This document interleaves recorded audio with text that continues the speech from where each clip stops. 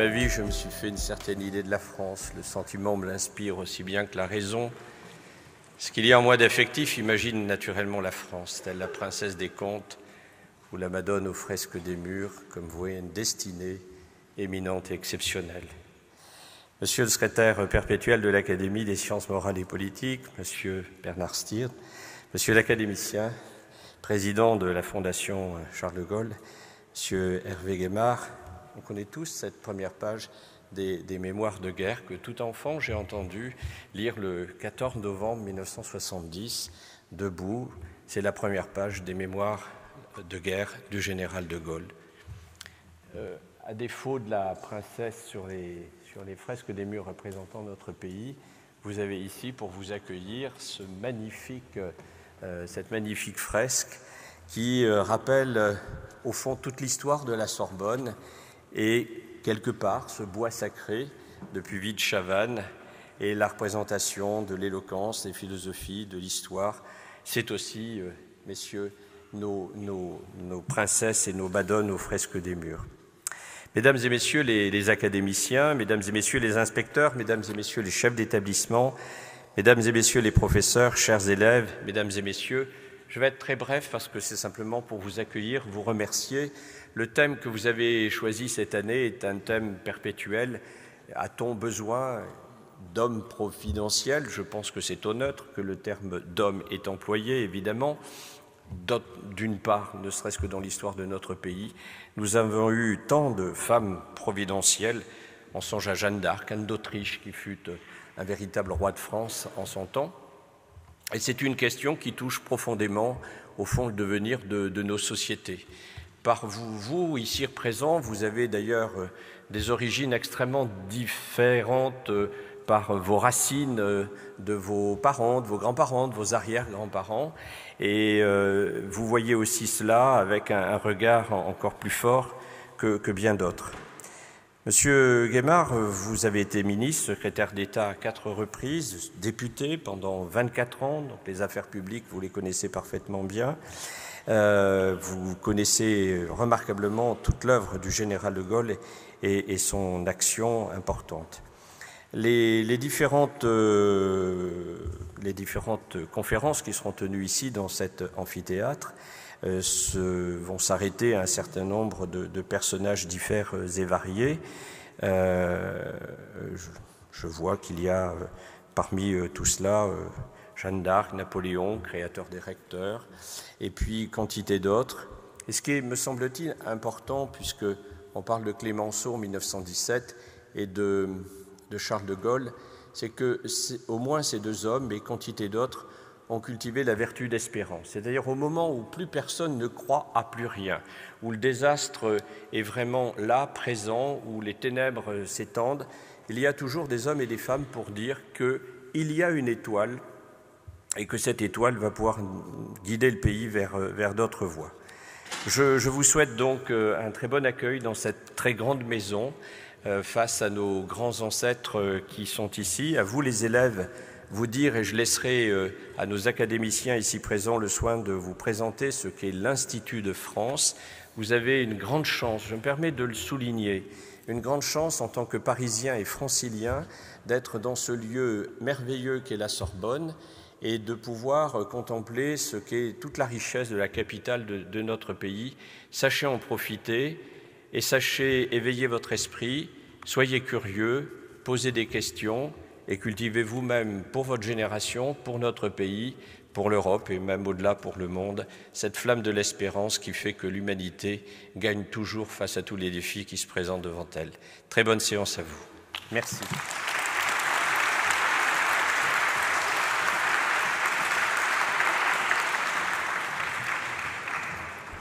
Merci, Monsieur le Recteur.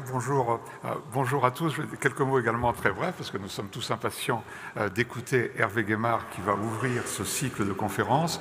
Je voulais simplement dire combien je suis heureux, au nom de l'Académie des sciences morales et politiques, dont je suis le secrétaire perpétuel, d'être avec vous ce matin pour l'ouverture de ce cycle, de cette nouvelle année des académiciens en Sorbonne. C'est un cycle qui a été créé par mon prédécesseur, Jean-Robert Pitt, en partenariat avec le rectorat et les 3 académies de Paris, Versailles et Créteil, qui sont toutes les 3, je crois, représentées par vous ce matin. Ce projet est un véritable lien entre l'Institut de France et l'éducation nationale, puisque le programme est établi en fonction des spécialités de terminale qui sont les vôtres, et les thèmes sont préparés dans vos classes. J'en profite pour remercier tous les professeurs qui contribuent au bon déroulement de ce programme. Je voulais juste dire un mot pour que vous situiez bien l'Institut de France et les 5 académies de ce qu'est l'Institut, de ce que sont les académies, d'autant plus que cette année, et c'est une grande nouveauté, vous allez être la première promotion à avoir dans les 7 conférences des représentants des 5 académies. Au départ, c'est l'Académie des sciences morales et politiques qui a lancé le projet, mais ce projet a tellement de réussite que les 4 autres académies qui sont réunies au sein de l'Institut de France s'y sont associées, et que cette année, on avait commencé petit à petit, et cette année, pour la première fois, il y aura toutes les académies qui seront présentes. Alors, je vous rappelle que la création des académies remonte au XVIIe siècle, et comme il y a juste à ma gauche la statue de Richelieu, ça tombe très bien, puisque c'est Richelieu qui crée l'Académie française en 1635, la première des académies, et après l'Académie française vont apparaître l'Académie des sciences, l'Académie des beaux-arts, et l'Académie des inscriptions et belles-lettres, nom peut-être un peu mystérieux, mais qui traite de l'histoire ancienne, de l'histoire antique. L'Académie des sciences morales et politiques va apparaître un peu plus tard, à la période révolutionnaire, en 1795, sur une décision de la Convention qui ajoute cette 5e académie, en même temps qu'elle crée l'Institut de France pour les regrouper. Les académies n'avaient jamais été supprimées pendant la Révolution, mais dans la période de la Terreur, elles ont été largement en sommeil. Et en 1795, après la chute de Robespierre, la Convention décide de les faire revivre, d'ajouter une 5e académie et de les fédérer au sein de l'Institut de France, qui a cette originalité, je crois, assez unique au monde, de rassembler la totalité du savoir, des mathématiques à la peinture, du droit à l'histoire de la Rome antique. Les 5 académies ont des membres qui viennent de tous les horizons du savoir, et nous sommes vraiment, tous mes confrères et moi-même, très heureux que cette institution des académiciens en Sorbonne permettent ce lien avec vous, et vous permettre, je dirais, au-delà des cours quotidiens, d'avoir pendant l'année scolaire 7 conférences qui vous donneront un éclairage large sur des sujets très variés, puisqu'ils viendront cette année pour la première fois de l'ensemble des académies. Voilà juste ce que je voulais dire en introduction, et nous allons maintenant être très heureux de tous écouter Hervé Guémard. Je vais aller m'asseoir à côté de M. Recteur.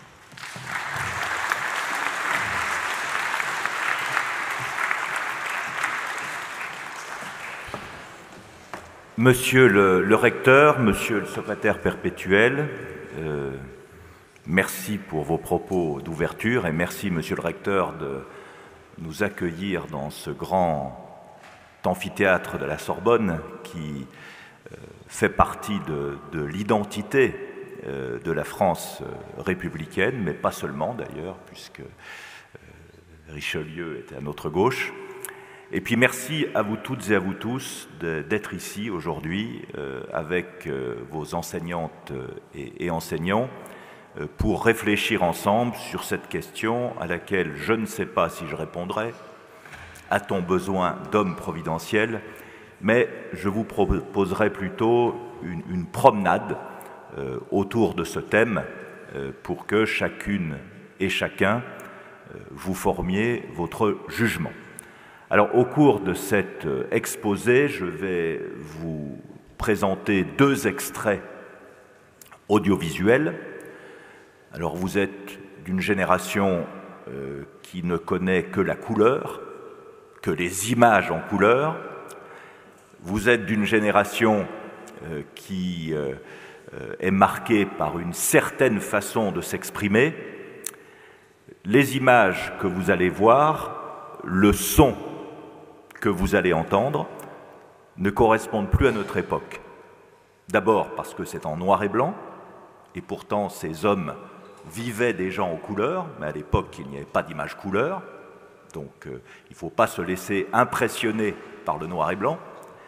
Et d'autre part, il y avait une manière de parler, une scansion, comme on dit savamment, qui ne correspond plus à l'époque d'aujourd'hui. Donc je vais vous faire écouter dans quelques minutes un extrait de discours d'André Malraux, un extrait de discours de Charles de Gaulle.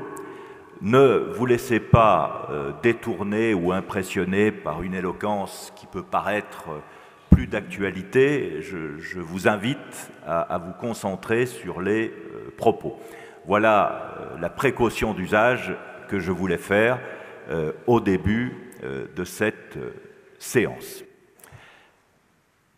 Mon père était petit commerçant, il n'avait lu sans doute aucun livre de sa vie, et quand il est mort, il y a une vingtaine d'années, j'ai ouvert le tiroir de sa table de nuit, et il y avait un petit livre qu'il avait fait à l'école républicaine, en collant des vignettes,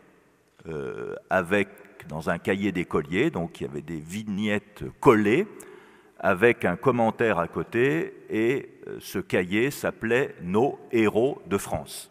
Donc, il était né en 1927, donc c'est au milieu du XXe siècle qu'il avait été à l'école primaire, et donc on avait dû demander à chaque élève d'acheter un cahier, des ciseaux, de la colle, de découper des vignettes, et de rassembler les héros de France. Donc il y avait des chefs militaires, des chefs d'État, des artistes, des scientifiques, et ça montre bien que la construction patiente de la France s'est faite avec des grands hommes et, j'y reviendrai, également des grandes femmes, bien sûr, comme vous l'avez dit, monsieur le recteur. A-t-on besoin d'hommes providentiels? Quand vous avez un sujet, je crois que vos enseignants vous l'ont dit, il faut toujours regarder le vocabulaire. Bon. Que veut dire providentiel? Bon. Si on recherche, on voit que c'est un mot qui apparaît dans la littérature en l'an 1100 environ, qui est ensuite un peu oublié et qui ressurgit au XVIIIe et au XIXe siècle. C'est d'abord un mot religieux, théologique, la divine providence, et quand il réapparaît quelques siècles plus tard, c'est sous un sens un peu différent, c'est-à-dire, je cite, « puissance supérieure, divine, qui gouverne le monde, qui veille sur le destin des individus, couplée à une protection prévoyante. » Donc, l'homme ou la femme providentielle, c'est quelqu'un qui, à un moment donné, si je puis dire, prend le pouvoir pour tout le monde pour sauver le pays, sauver la patrie et assurer un avenir meilleur. Donc c'est ça, l'homme ou la femme providentielle. Mais une fois qu'on a dit cela, on n'a pas tout dit, bien sûr, parce que c'est une expression qui recoupe plusieurs acceptations, plusieurs sens, et comme on le verra avec les exemples qui vont illustrer ce propos, il y a une sorte, comme on dit, de menu d'options. Et il faut regarder si telle personne peut être considérée ou pas comme un homme ou une femme providentielle. Et bien évidemment, cette question de l'homme ou de la femme providentielle est étroitement liée à l'enseignement de l'histoire, bien évidemment. Et l'enseignement de l'histoire a varié selon les générations. Donc il y a au XIXe siècle un grand historien qui s'appelle Lavis et qui a fondé l'histoire républicaine dans le dernier tiers du XIXe siècle, c'est-à-dire 1870, 1880, quand il fallait raffermir la République. Et donc, Lavis, que Pierre Nora appelle le premier instituteur de France, Lavis, dans ses manuels, alors il y avait des écrits un peu élaborés et des manuels simplifiés pour les classes primaires et ensuite pour le collège, l'équivalent du collège à l'époque et le lycée, où Lavis prenait des héros de France dans l'histoire de France pour expliquer aux enfants ce qu'était l'histoire de notre pays. Et ce recours aux grands hommes ou aux hommes providentiels est très intéressant dans l'histoire de l'enseignement de l'histoire. Parce qu'avant Lavis, il y a eu un grand historien qui s'appelait Michelet et qui a consacré sa vie à l'enseignement de l'histoire. Et ce qui est très frappant, c'est que Michelet, quand il entreprend son histoire de France, donc dans les années 1830, il écrit la chose suivante. « France ou Gaule, tu seras guéri quand tu seras libéré des individus. » Donc Michelet, quand il se met à vouloir écrire l'histoire de France, dit « les individus ne comptent guère, ce qui compte, c'est les forces profondes et le peuple ».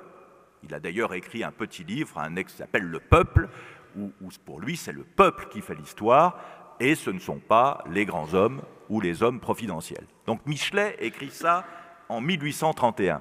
Mais ce qui est très intéressant, c'est que 10 ans plus tard, finalement, il change d'opinion. Finalement, il change d'opinion parce qu'il magnifie Jeanne d'Arc. Vous en avez parlé. Donc le même homme qui disait « il ne faut pas s'intéresser aux individus, ce qui compte, c'est le peuple, et l'histoire des mentalités, et l'histoire économique et des forces profondes », et finalement, il est bien obligé de réaliser qu'une partie de l'histoire, que les basculements de l'histoire peuvent se faire par l'action d'hommes ou de femmes qui, à un moment donné, prennent le pouvoir, si je puis dire, à la fois sur les âmes, le pouvoir d'État ou le pouvoir militaire. Donc cette évolution du grand historien Michelet est extrêmement intéressante, et on retrouvera un peu la même chose au XXe siècle, dans l'enseignement de l'histoire, puisque nous avons l'école des Annales, Lucien Febvre, Marc Bloch et tant d'autres, 1930, qui eux aussi refusent en quelque sorte l'histoire des grands hommes, refusent l'histoire des batailles pour dire ce qui compte, c'est la longue durée. Et c'est vrai que la longue durée est très importante, les facteurs économiques et sociaux sont extrêmement importants, donc il y a toute une période au XXe siècle où les historiens ne s'intéressent plus aux grands hommes, si je puis dire. Et là aussi, un certain nombre de tenants de la nouvelle histoire ou de l'histoire de l'école des Annales finiront par écrire des biographies. Jacques Le Goff fera une très belle biographie en 1996 de Saint-Louis, et dans l'avant-propos, il s'excuse presque de l'avoir écrit. De même, Lucien Febvre aussi a écrit une biographie. Donc, c'est pour ça que les choses ne sont pas si simples. Et donc, ce qui fait notre histoire, c'est à la fois le temps long, évidemment, la longue durée, les facteurs économiques, culturels et sociaux, mais aussi, cela peut être, et cela a été, l'action de grands hommes ou de grandes femmes. Alors, je vais, après cette introduction trop brève sur la manière dont l'histoire ou l'enseignement de l'histoire a vu les grands hommes, je voudrais faire 3 séries de réflexions. D'abord, un certain nombre de réflexions de synthèse sur ce que sont ou ne sont pas des hommes providentiels. Ensuite, on prendra quelques exemples pour illustrer mon propos, et enfin, je ferai quelques éléments de conclusion. Alors d'abord, ce qui caractérise les grands hommes. La première caractéristique, c'est, je l'ai déjà dit en pointillé, c'est de se saisir des moments opportuns pour changer le cours de l'histoire. Et donc la question qu'il faut se poser, est-ce que l'histoire aurait été écrite différemment si à ce moment-là, cet homme ou cette femme n'avait pas été là. Alors c'est toujours un exercice qu'on appelle l'uchronie, mais c'est extrêmement intéressant et on voit bien que toutes celles et ceux qui sont restés dans l'histoire comme des femmes ou des hommes providentiels, à un moment donné, ont su saisir le moment. Vous savez que chez les Grecs, il y a 3 notions du temps. Il y a l'aion, qui est l'éternité. Il y a ensuite chronos, qui est le temps linéaire, le temps qui s'écoule, c'est de là d'où vient chronomètre. Voilà. Et puis, il y a une 3e conception du temps qui s'appelle le kairos. Et le kairos, c'est le basculement. C'est un moment où les choses peuvent basculer dans un sens ou dans un autre. Et donc, le grand homme ou la grande femme sont caractérisés par cette capacité à saisir le moment. Et donc, ce moment ne doit être ni trop tôt, ni trop tard, mais il faut le saisir quand il advient. Mais ces moments n'arrivent pas toujours dans l'histoire, évidemment. Et le poète Guillaume Apollinaire a dit une chose que j'aime beaucoup: les grands hommes qui n'ont pas de statut sont légion. Pourquoi ? Parce que vous pouviez avoir de grands caractères qui auraient pu être de grands hommes ou de grandes femmes, mais il se trouve qu'ils ont vécu à une époque où il n'y avait pas d'instant dramatique et donc où le kairos ne pouvait pas se manifester. Donc ça, c'est le premier point, me semble-t-il, qui caractérise les hommes providentiels, c'est de savoir saisir l'instant pour faire quelque chose de grand. Bon. La deuxième caractéristique, me semble-t-il, c'est que le talent des grands hommes ou des grandes femmes est d'en donner à ceux qui les suivent. C'est-à-dire que ces personnalités exceptionnelles ont un tel rayonnement qu'ils agglutinent autour d'eux des femmes et des hommes qui, sans eux, ne se seraient pas engagés pour la noble cause.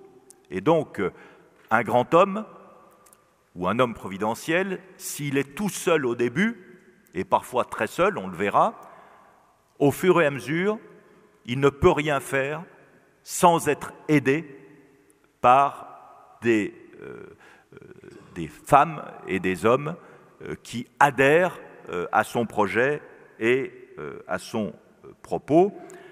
Il n'y a pas de Louis XIII sans Richelieu ni Colbert.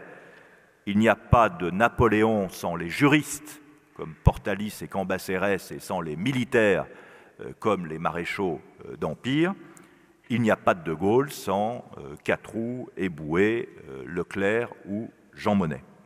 Donc, ce deuxième point me paraît extrêmement important, c'est que le grand homme ou la grande femme ont un tel magnétisme qu'ils transfèrent leur talent et leur courage sur autrui.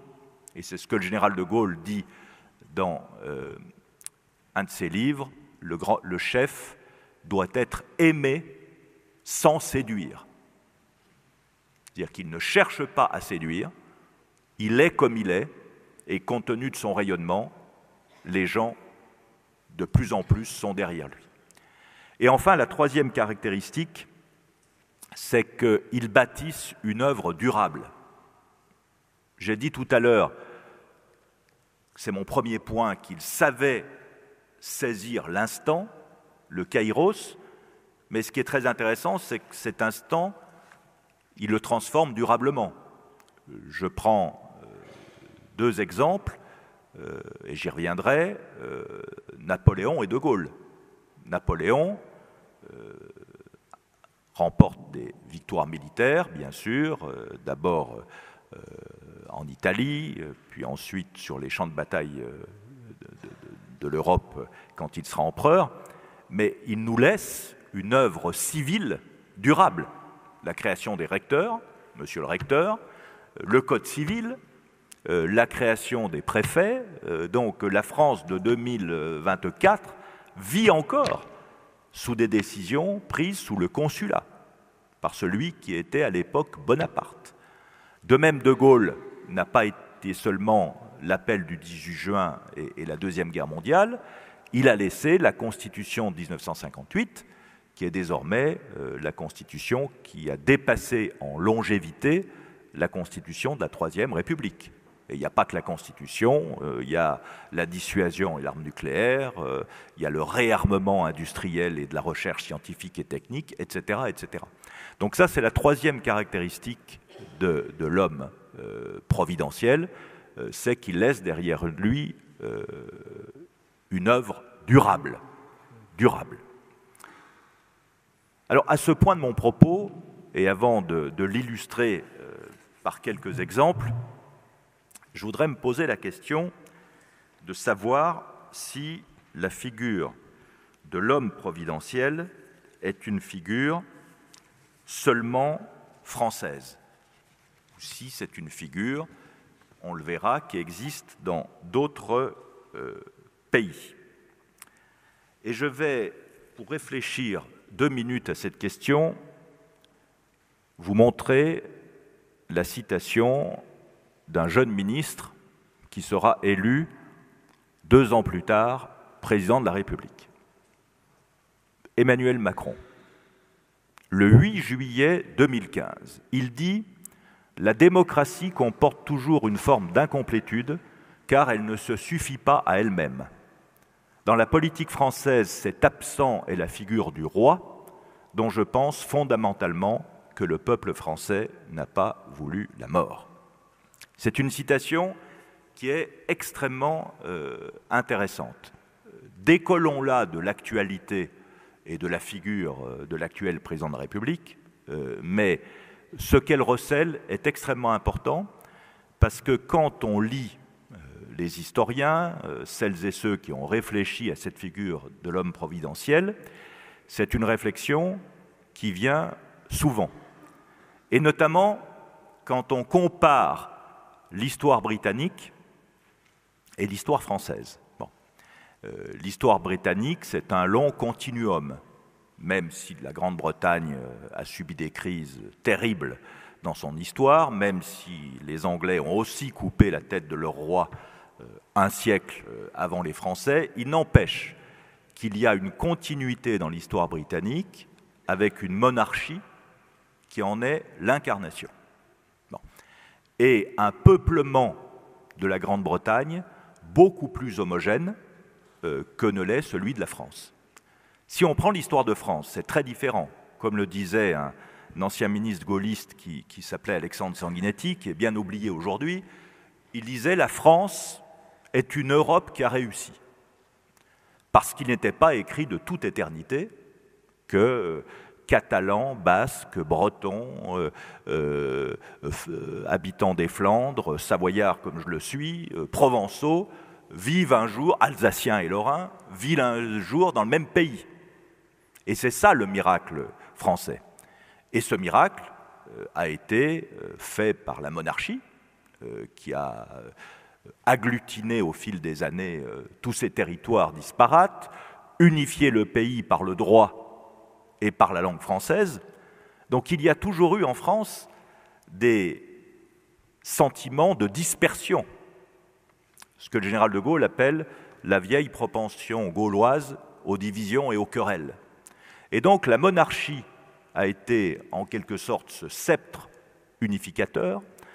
On coupe la tête du roi en 1793, donc dans un pays aussi varié que le nôtre, il n'y a plus ce sceptre unificateur.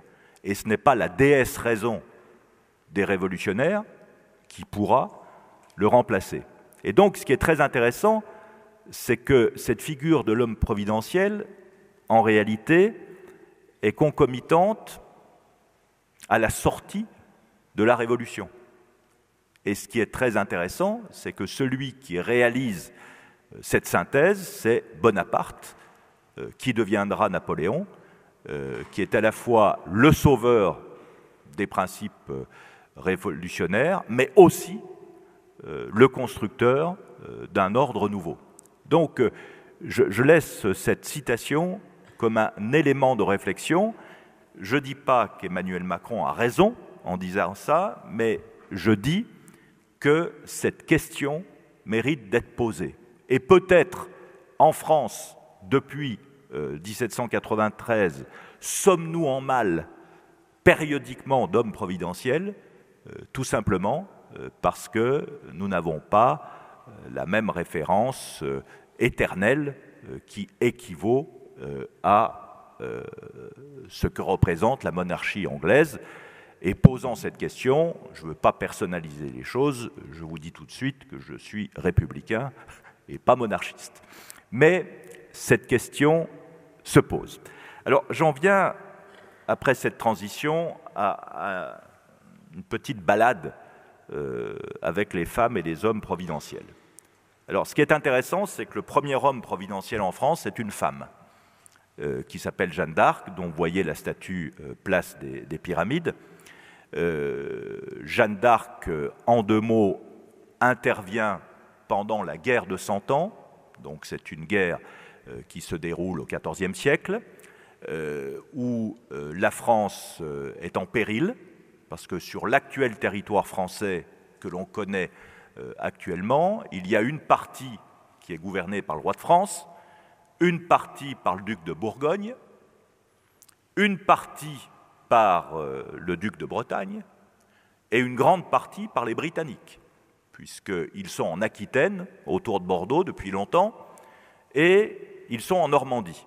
Et donc l'existence même de la France est en péril, puisqu'il y a une guerre civile en France entre ce qu'on appelle les Armagnacs et les Bourguignons. Il y a le duc de Bourgogne qui est plutôt contre la monarchie française. Et on a un roi de France qui est fou, qui s'appelle Charles VI, et qui décide en fait de donner sa couronne aux Britanniques, aux Anglais. Et il marie d'ailleurs une de ses filles à Henri V, le roi d'Angleterre. Et donc là, il y a une jeune paysanne, Lorraine, qui se lève, alors ça peut faire sourire, mais qui entend des voix, et qui va trouver le fils de Charles VI, qu'on appelle le dauphin, pour le faire couronner roi, et pour qu'il y ait donc un roi de France, et que ce ne soit pas l'Angleterre qui mette la main sur la France. Et donc, Jeanne d'Arc est très intéressante, parce qu'elle synthétise vraiment ce qu'est l'homme ou la femme providentielle. Alors elle sera canonisée par l'Église catholique en 1920, mais c'est aussi une figure républicaine, puisque c'est Michelet, l'historien dont je parlais tout à l'heure, qui est républicain, profondément républicain, qui en fait remet Jeanne d'Arc à l'ordre du jour à partir de 1841 dans son œuvre, je le dis encore, républicaine. Et donc l'extrait que je vais vous faire écouter, c'est un discours d'André Malraux, qui est écrivain, historien de l'art, et qui fut ministre du général de Gaulle. Alors c'est une éloquence qui ne passe plus forcément aujourd'hui, mais l'extrait que je vais vous faire écouter représente bien ce que peut être la providentialité. À Rouen, ce matin, sur la place du Vieux Marché, M. André Malraux a présidé les cérémonies anniversaires de la mort de Jeanne d'Arc. Le ministre d'État, chargé des Affaires culturelles, a prononcé à cette occasion un important discours dont voici quelques extraits. C'était en 1429, le 18 juin. Dans ce monde où Isabeau de Bavière avait signé à Troyes la mort de la France en notant seulement sur son journal l'achat d'une nouvelle volière, dans ce monde où le dauphin doutait d'être dauphin, la France d'être la France, l'armée d'être une armée, elle refit l'armée, le roi, la France. Il n'y avait plus rien. Soudain, il y eut l'espoir, et par elle, les premières victoires qui rétablirent l'armée. Puis, par elle, contre presque tous les chefs militaires, le sacre qui rétablit le roi. parce que le sacre était pour elle la résurrection de la France, et qu'elle portait la France en elle de la même façon qu'elle portait sa foi. Il était plus facile de la brûler que de l'arracher de l'âme de la France. Lors de l'inauguration de Brasilia, il y a 4 ans, les enfants représentèrent quelques scènes de l'histoire de France. Apparut Jeanne d'Arc, une fille de 15 ans, sur un joli bûcher de feu de Bengale avec sa bannière, un grand bouclier tricolore et un bonnet phrygien. J'imaginais devant cette petite république le sourire bouleversé de Michelet ou de Victor Hugo. Le grand bruit de forge où se forgeait la ville. Jeanne et la République étaient toutes deux la France parce qu'elles étaient toutes deux l'incarnation de l'éternel appel à la justice.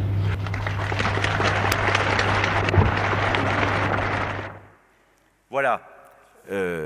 C'est une éloquence qui ne parle plus beaucoup aujourd'hui, mais la conclusion de Malraux est intéressante avec cette image de Jeanne d'Arc, qui sera sainte catholique, avec un bonnet phrygien, qui est le symbole révolutionnaire. Et ça, je pense que c'est une manifestation assez émouvante de la continuité et de l'unité de l'histoire de France. Donc voilà pour Jeanne d'Arc.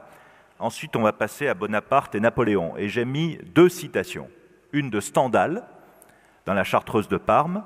Le 15 mai 1796, le général Bonaparte fit son entrée dans Milan à la tête de cette jeune armée qui venait de passer le pont de Lodi et d'apprendre au monde qu'après tant de siècles, César et Alexandre avaient un successeur.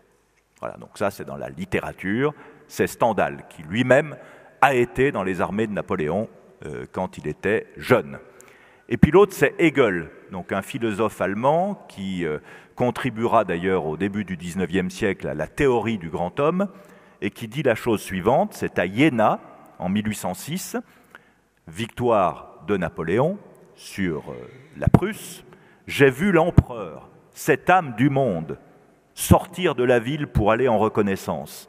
C'est effectivement une sensation merveilleuse de voir un pareil individu qui, concentré ainsi sur un point, assis sur un cheval, s'étend sur le monde et le domine. Donc Stendhal est un Français, son vrai nom c'est Henri Bell, Hegel, c'est un Allemand. Et c'est un Allemand qui est vaincu, puisque la Prusse est vaincue à Iéna. Il n'empêche que Hegel ne peut pas s'empêcher d'écrire cette phrase. Et c'est pourquoi, dans tous les sondages d'opinion, dans le nombre de livres d'histoire qui paraissent, Bonaparte ou Napoléon, et Napoléon restent toujours d'actualité parce qu'il continue d'éveiller beaucoup l'intérêt et l'interrogation. Pourquoi? Principalement parce que quand Bonaparte devient premier consul, après ce qu'il faut bien appeler un coup d'État du 18 Brumaire, en fait c'est ce que je disais tout à l'heure, il transfigure en quelque sorte la Révolution française et il sauve le pays de l'ennemi, puisque en 1792, les armées révolutionnaires à Valmy ont arrêté les coalisés, mais à la fin de la décennie, les armées républicaines sont plutôt en difficulté. Et donc, c'est la campagne d'Italie de Bonaparte, les victoires qu'il gagne en Italie, qui permettent de sauver la République. Alors, en regardant l'exemple de Bonaparte et de Napoléon, puisque Bonaparte devient ensuite l'empereur Napoléon, comme vous le savez, on voit bien l'ambivalence de l'homme providentiel. Parce que dans l'homme providentiel, il y a du bon, mais il peut y avoir aussi du moins bon. Et donc, il y a une sorte de bilan, de pesée globale, comme disait l'historien Pierre Chaunu, à faire. Et pour illustrer ce propos, je n'ai pas mis la citation derrière, parce qu'elle était un peu longue, mais je vais vous la lire. C'est ce que dit le général de Gaulle de Napoléon, dans un de ses livres, qui s'appelle « La France et son armée », paru en 1938. Alors, la citation est un peu longue, je vous prie de m'en excuser, mais écoutez bien ce que dit de Gaulle, parce que ça représente complètement l'ambivalence du grand homme, dans lequel il y a du bon et du mauvais. Je cite, « Sa chute fut gigantesque en proportion de sa gloire. Celle-ci et celle-là confondent la pensée.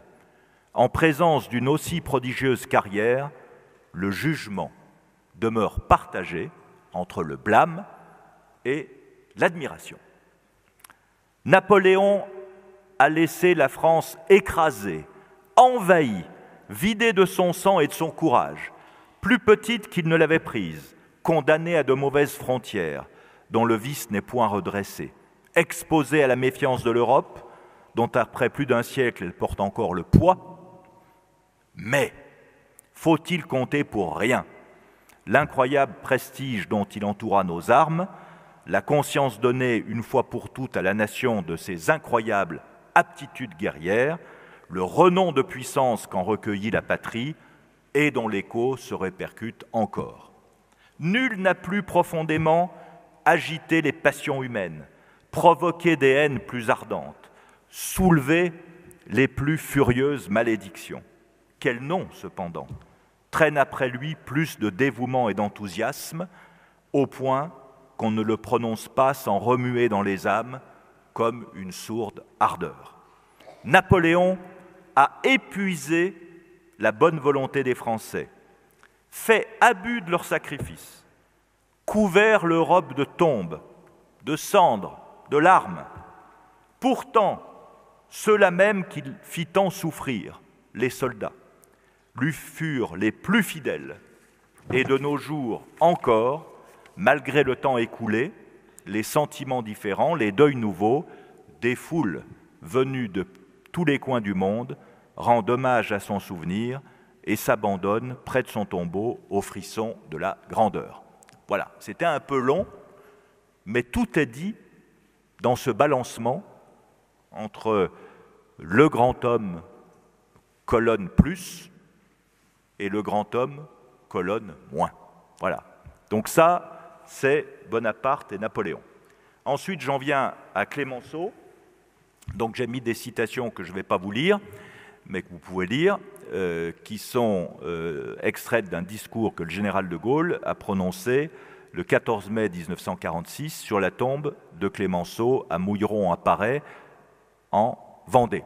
Alors Clémenceau, vous resituez, c'est l'artisan politique de la victoire de la France pendant la Première Guerre mondiale, puisque en 1917, la France et les alliés qui combattent contre l'Allemagne sont en difficulté, il y a des mutineries, il y a eu de graves échecs de nos armées contre les Allemands, et donc le président de la République, Raymond Poincaré, appelle son ennemi intime Clémenceau, qui est déjà un vieillard, au poste de président du Conseil, donc c'est en novembre 1917, et Clémenceau, bien qu'il soit un vieillard, parce qu'il a cette énergie et cette personnalité, redonne espoir à la France. C'est pour ça que Clémenceau peut être un peu oublié aujourd'hui, à côté des figures tutélaires que sont De Gaulle ou Napoléon,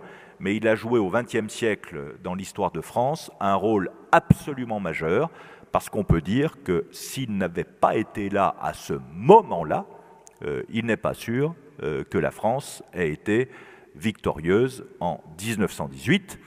C'est pourquoi le peuple l'appelait le père la victoire, parce que ce qui symbolise Clémenceau, c'est qu'il est l'artisan politique de la victoire de 1918. De Gaulle maintenant, dont j'ai déjà parlé. De Gaulle, là aussi, deux citations qui montrent ce que peut être le grand homme. Alors la première citation est celle d'un général qui s'appelle Catroux. Bon. Je cite. « On m'a su gré de l'avoir abordé comme mon chef, les talons joints. En pouvait-il donc être autrement ? De Gaulle était mon chef parce qu'il était la France. De la hiérarchie, il avait monté tous les degrés le 18 juin, où d'un coup d'aile, tenant dans ses mains les tronçons du glaive de la France, il s'était porté à un rang que nul ne pourrait plus jamais lui disputer. J'ai ratifié dès les premiers jours cette immense promotion à laquelle le peuple français tout entier et avec lui le monde devait dans la suite souscrire. Alors, je vous fais une explication de texte. En 1940, De Gaulle est général de brigade à titre temporaire, 2 étoiles, sous-secrétaire d'État depuis 10 jours dans un gouvernement déliquescent, et il décide de partir à Londres et de lancer l'appel à résistance, l'appel du 18 juin. Et c'est ainsi que commence l'épopée gaullienne, en disant « la guerre n'est pas perdue, c'est une guerre mondiale, et nous la gagnerons ». Pour résumer. Bon. Il est tout seul, au début. Il est tout seul et aucun chef ne le rallie. Le seul à le rallier, c'est ce général Catroux, qui a 15 ans de plus que lui et qui est un général à 5 étoiles. Et vous savez, dans l'armée, un général à 2 étoiles se met au garde à vous devant le général à 5 étoiles. Et là, c'est le contraire qui se passe. Parce que Catroux rejoint De Gaulle sur un aérodrome à Fort-Lamy, qui s'appelle maintenant N'Djamena, au Tchad, en octobre 40, et tout le monde se demande ce qui va se passer entre ce général 2 étoiles et le général 5 étoiles, et le général 5 étoiles se met au garde à vous devant le général des étoiles, alors que ça devrait être l'inverse. Ça, c'est ce qui s'appelle le charisme. Et c'est ce qu'explique Catroux dans ses mémoires, et il dit « je me mets aux ordres de la France, parce que la France, c'est lui. Peu importe mes 5 étoiles, mon chef, c'est lui. » Donc je mets cette phrase à propos, même si ça peut paraître très lointain, parce que ça montre bien ce que le charisme et la légitimité peuvent emporter. Et la citation qui est en bas est du même ordre, mais là, elle est celle d'un écrivain, Georges Bernanos, qui a cette phrase que je trouve superbe. « Le 18 juin 40 est ce jour où un homme prédestiné, que vous l'eussiez choisi ou non, qu'importe, l'histoire nous le donna, a, d'un mot qui annulait la déroute, maintenu la France dans la guerre. Français, ceux qui essayent de vous faire croire que ce jour et cet homme n'appartiennent pas à tous les Français se trompent ou vous trompent. Ralliez-vous à l'histoire de France. » Et cette phrase, « ralliez-vous à l'histoire de France » est extrêmement symptomatique. Bernanos dit à des anti-gaullistes, mais qu'est-ce que vous attendez? L'histoire de France est là, c'est évidemment cet homme qu'il faut suivre. Alors là, c'est une citation, c'est un extrait d'une allocution télévisée du général de Gaulle qu'il prononce en 1960. La guerre d'Algérie n'est pas terminée, il y a des barricades à Alger et il intervient à la télévision. Donc c'est un court extrait. Si j'ai revêtu l'uniforme pour parler aujourd'hui à la télévision, c'est pour marquer que je le fais comme étant le général de Gaulle aussi bien que le chef de l'État. Et puis je m'adresse à la France. Eh bien, mon cher et vieux pays, nous voilà donc encore une fois ensemble devant une lourde épreuve. En vertu du mandat que le peuple m'a donné et de la légitimité nationale que j'incarne depuis 20 ans, je demande à tous et à toutes de me soutenir quoi qu'il arrive. Voilà, cet extrait court est très intéressant parce que d'abord il dit « Je suis président de la République, élu régulièrement, mais je suis aussi le général de Gaulle ». Donc c'est ce qu'il dit au tout début. Donc se superpose l'image du président démocratiquement élu et celui du sauveur, entre guillemets, de 1940. Et à la fin de l'allocution, il enfonce le clou, parce qu'il est quand même gonflé. Il dit la légitimité nationale que j'incarne depuis 20 ans. Donc on est en 1960, il fait référence à 40, et quand il a quitté le pouvoir en 46, il y a eu des députés, des sénateurs, un président de la République régulièrement élu, etc. Mais il dit quand même « je détiens la légitimité nationale depuis 20 ans ». Donc c'est extrêmement intéressant et je vous invite aussi à réfléchir sur la dialectique entre la légalité et la légitimité qui pourrait faire l'objet d'une autre conférence. Alors, je continue. Ah, c'est pas exactement... Ah oui, voilà. C'est allé trop loin. Voilà. Et puis, il y a une dernière image de Gaulle. C'est quand il a quitté le pouvoir en 69, parce qu'il a perdu un référendum, donc il démissionne. Il part en Irlande avec sa femme, et j'y reviendrai dans la conclusion. Cette image de la solitude est aussi consubstantielle à l'image de l'homme providentiel. Parce qu'à la fin de la fin, l'homme ou la femme providentielle est toujours seul.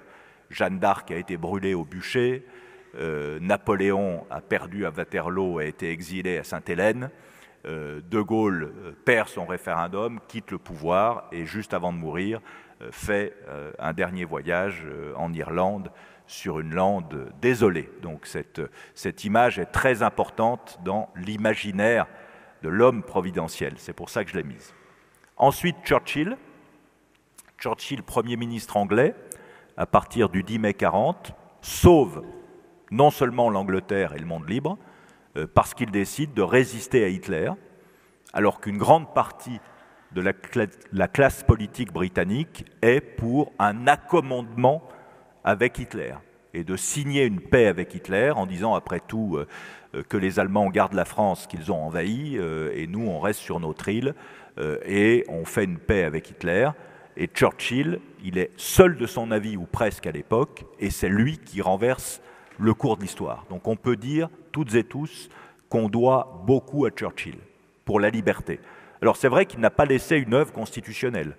Il a été un mauvais ministre de la guerre pendant la Première Guerre mondiale, premier lord de l'Amirauté, il a été un très mauvais ministre des Finances en 1931, il n'a pas été un bon Premier ministre dans les années 50, quand il revient au pouvoir, mais ce qui reste de lui, c'est évidemment ce non de 1940, ce non à la dictature et oui à la liberté.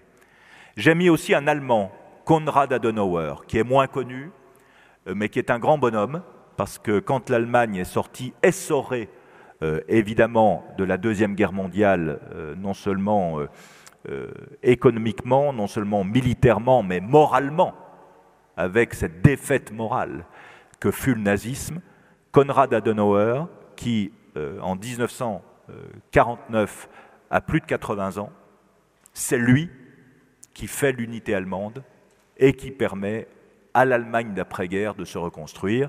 Et c'est devenu d'ailleurs un ami du général de Gaulle, mais je ne m'étendrai pas. Donc j'en parle brièvement. Il est oublié aujourd'hui, mais il a joué un rôle très important dans l'histoire de l'Europe et dans l'histoire de l'Allemagne. Et enfin, le dernier que j'évoque, c'est Atatürk. Ça vous dit peut-être pas grand-chose. Alors Atatürk, ça veut dire père des Turcs, mais son vrai nom, c'est Mustafa Kemal. Et on peut dire que c'est lui qui, entre 1920 et 1923, a sauvé la Turquie. Je vous explique pourquoi. Avant la Turquie, il y avait un empire qui s'appelait l'Empire ottoman, qui régnait à la fois sur la Turquie actuelle, sur tout le Moyen-Orient. Naguère, il était allé jusqu'aux confins du Maroc, y compris l'Algérie, et aussi une grande partie des Balkans, en Europe. L'Empire s'était rétréci au XIXe siècle, mais en 1914, c'est un empire très important encore, puisqu'il a toute l'Anatolie et tout le Moyen-Orient. Et donc l'Empire ottoman est du côté allemand pendant la Première Guerre mondiale. Les Allemands comme les Turcs perdent la Première Guerre mondiale, et dans les traités de paix, et notamment dans le traité de Sèvres en 1920, l'Empire ottoman est réduit à la portion congrue. Toutes les provinces arabes sont perdues, évidemment, mais y compris la Turquie centrale, si je puis dire, est aussi partagée entre les Grecs à l'ouest, et il y a une partie, une zone d'influence française en Cilicie, dans l'Arménie, dans ce qu'on appelle la Petite Arménie, et une zone d'influence italienne au sud. Et donc, il y a un jeune général qui se rebelle contre ce traité de Sèvres. Et donc, il lève une armée, il est condamné à mort, il est dégradé par l'Empire ottoman, qui lui a signé le traité de Sèvres, donc veut le respecter, donc le sultan veut le respecter, et pendant 3 ans, Mustapha Kemal lève une armée et finalement triomphe ou gagne, pas un triomphe, en tout cas gagne. Les Français et les Italiens se retirent assez rapidement dès 1921 de l'est de la Turquie. Les Grecs combattent beaucoup plus longtemps, mais finalement tout ceci se termine par une victoire de la Turquie. Et donc Kemal Atatürk n'est pas seulement un chef militaire qui permet à la Turquie finalement de gagner, mais c'est aussi le modernisateur de la Turquie, puisque avant lui, le turc s'écrivait en caractère arabe et il décide que la langue turque sera écrite en caractère latin. Il supprime le califat, il crée un État laïque, il supprime le voile et le fez, qui était un couvre-chef que l'on portait à l'époque en Turquie et au Moyen-Orient. Donc je ne m'étends pas plus longtemps, alors c'est un homme considérable, qui lui aussi est mort très rapidement, non pas de mort violente, mais de maladie dès 1938. Donc je voulais... Alors j'aurais pu citer plein d'autres exemples, et je vais terminer par un exemple plus contemporain, qui est celui de Nelson Mandela, qui est un homme incroyable. Parce que vous savez qu'en Afrique du Sud, il y avait un régime raciste, un régime d'apartheid, avec des lois pour les Blancs et des lois pour les Noirs, et des lois pour ce qu'on appelait les colored people, qui étaient métis. Donc c'était une société raciste, avec des lois qui instituaient un développement séparé. Et donc, très vite, il y a eu effectivement une opposition, l'ANC, l'African National Congress, et le chef de l'ANC était Nelson Mandela. Il a été emprisonné en 1964. Il a fait 27 ans de prison. 27 ans de prison. Et quand il a été libéré en 1991, il a eu un message absolument incroyable où il a dit « il faut oublier le passé, il faut construire la nouvelle Afrique du Sud ». Et donc il y a eu un accord entre Mandela et le blanc qui s'appelait Frédéric de Klerk.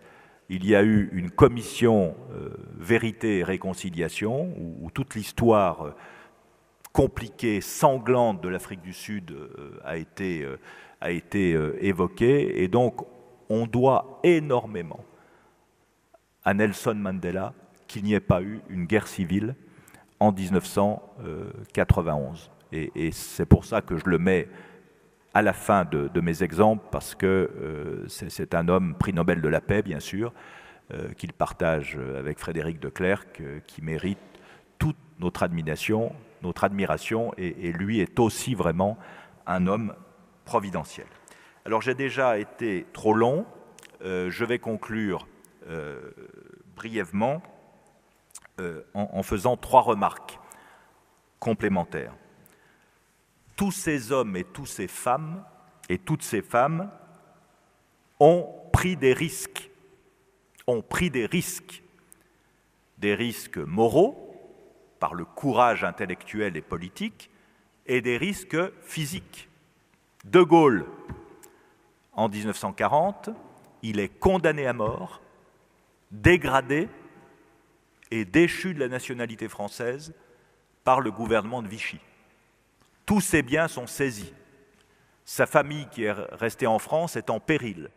Il a d'ailleurs une nièce, Geneviève de Gaulle-Antoniose, qui sera arrêtée et qui sera déportée à Ravensbrück, en Allemagne. Jeanne d'Arc a pris des risques. Elle en a tellement pris qu'elle a été capturée par les Anglais et qu'elle a été morte sur le bûcher, à Rouen. Donc elle a été exécutée, si je puis dire, par les Anglais.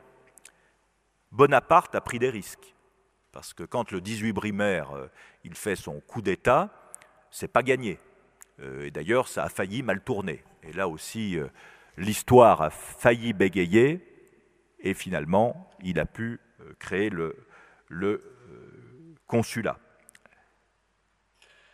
Atatürk a lui aussi été dégradé, et sa tête a été mise à prix. Nelson Mandela, on l'a vu, a été torturé et a fait 27 ans de prison ensuite. Et il y a un homme que je n'ai pas cité, mais que j'aurais pu citer, mais son œuvre est incomplète, c'est un Israélien qui s'appelait Yitzhak Rabin. Yitzhak Rabin était pour la paix avec la Palestine, je résume vite, et il l'a payé de sa vie, parce que pour avoir été un homme de paix, il a été assassiné. Et quand il a été assassiné par un juif extrémiste en 1995, le processus de paix qui s'était enclenché 2 ans plus tôt à Oslo a été mort. Et on en paye encore le prix aujourd'hui avec la tragédie au Moyen-Orient. Donc, cette notion de prise de risque, de courage physique est extrêmement important, et c'est pourquoi l'écho de ces grands hommes et de ces grandes femmes a autant d'importance. La deuxième remarque que je voudrais faire, c'est que ces grands hommes et ces grandes femmes, à la seule exception de Jeanne d'Arc, ne viennent pas de nulle part. Jeanne d'Arc vient de nulle part. C'est une petite bergère qui a 19 ans, qui entend des voix et qui va à Chinon retrouver le dauphin pour en faire un roi à Reims. Bon, donc elle vient de nulle part. Mais tous les autres que je vous ai cités sont dans le système. De Gaulle est général, Atatürk est général, Bonaparte est général, Mandela est un chef de parti, dans la clandestinité, mais il est un chef de parti, Yitzhak Rabin, dont j'ai parlé, il est Premier ministre. Bon. Donc c'est des gens qui viennent du système, mais qui sont suffisamment intelligents pour le bousculer. C'est ça qui est intéressant. Parce que De Gaulle, c'est des non-conformistes, en fait. Et ils ont, et c'est ça que je voudrais vous dire, ils ont une liberté de penser. Ce que Julien Gracq, l'écrivain, appelait la liberté grande, qui leur permet, par rapport à une situation, de ne pas se laisser enfermer dans leur conformisme, dans leur formation, dans leur origine sociale et ethnique, mais de réfléchir en toute liberté. Et ça, c'est le deuxième point qui me paraît important. Ce sont des gens qui sont déjà dans le système, mais qui ont suffisamment d'intelligence, de lucidité pour le bousculer quand il en est besoin. Et d'ailleurs, ça peut être à n'importe quel âge de la vie. Parce que Bonaparte, lui, c'est la jeunesse. Je veux dire, il est premier consul à 31 ans, empereur à 35 ans, il perd à 41 ans et il meurt à 51 ans. Et je dis ça à dessein parce que 50 ans, c'est l'âge où De Gaulle, lui, rentre dans la carrière. Donc De Gaulle, le 18 juin, il a 50 ans. Et à l'époque, ça fait l'équivalent de 70 ans aujourd'hui, ou de 65 ans, compte tenu de l'allongement de la durée de la vie. Donc c'est déjà un homme fait. Un homme fait. Bon. On peut dire la même chose d'Adenauer, encore plus. Il a plus de 80 ans quand il devient chancelier. Voilà, on peut être jeune ou moins jeune. Ce qui compte, c'est la fraîcheur d'esprit, si je puis dire, et la capacité à bousculer les choses, non pas par intérêt personnel, mais pour un intérêt supérieur qui vous guide. La troisième remarque, c'est la postérité, évidemment, parce que sur les hommes et femmes illustres, l'histoire tamise. Vous savez, l'histoire, est comme un pâté qui réduit à la cuisson. C'est-à-dire que la complexité des événements, des personnalités, au fur et à mesure que les décennies et les siècles passent, procède à une simplification. L'histoire est simplificatrice. Bon. Et donc, il y a des hommes ou des femmes qui ont eu un rôle important, dont on ne parle plus aujourd'hui. Je veux dire, Adolphe Thiers, dans l'affermissement de la République entre 1871 et 1877, a joué un rôle important. Léon Gambetta, ô combien, mais aujourd'hui, ils ne sont pas connus à l'égal de Napoléon, de Gaulle ou des autres que je vous ai cités. Donc la postérité est extrêmement importante. Et dans ces éléments de la postérité, il y a, me semble-t-il, deux choses. La première, c'est l'image du départ ou de la mort. La photo de Gaulle sur la plage d'Irlande, Napoléon à Sainte-Hélène, l'assassinat de Rabin, Jeanne d'Arc au bûcher à Rouen. Donc ça, c'est les circonstances de la mort. Et ensuite, la mémoire littéraire. Souvent, ceux qui surnagent ont laissé une œuvre écrite. Et notamment en France, puisqu'on est un pays d'écrivains. Voilà, dans lequel la littérature est consubstantielle à notre histoire nationale. Donc pour Napoléon, vous avez le mémorial de Sainte-Hélène qu'il n'a pas écrit, mais qu'il a dicté aux 4 évangélistes, comme on dit. Bon. De Gaulle, c'est ses mémoires, et notamment les mémoires de guerre dont vous avez cité l'incipit au début de votre propos, monsieur le recteur, qui signe le personnage. De Gaulle ne serait pas De Gaulle aujourd'hui s'il n'avait pas écrit ses mémoires, s'il n'avait pas écrit d'autres livres, et s'il n'avait pas gravé dans le marbre un certain nombre d'expressions que tout le monde emploie encore aujourd'hui. François Mauriac disait que De Gaulle était le plus grand auteur latin de langue française. Voilà, puisqu'il a des phrases qui sont gravées dans le marbre, il n'y a pas trop d'adjectifs, c'est simple. Voilà, je suis arrivé à la fin de ma promenade, en espérant vous avoir intéressé.